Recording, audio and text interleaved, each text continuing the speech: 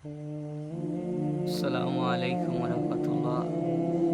প্রিয় দেশবাসী, কিয়ামতের আগে উলামায়ে কেরাম একজন আলিমের উপরে হাত তোলা হবে। মানুষ হুজুরাইন তরে মারবে, এ দাড়িওয়ালা হুজুরাইন তরে মানুষ মারবে, আর হুজুরাইনতে কথা বলবে না, নীরব থাকবে।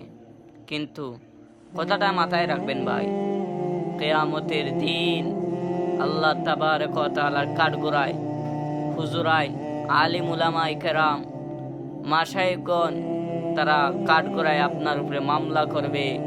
সেদিন কোথায় তুমি পালিয়ে যাবে?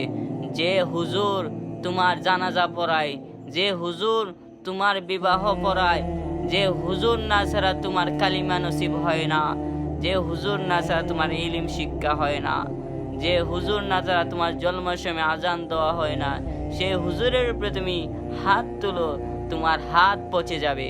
একজন একজন অলিকে একজন মানুষ মারল, তারপর কি হলো জানেন?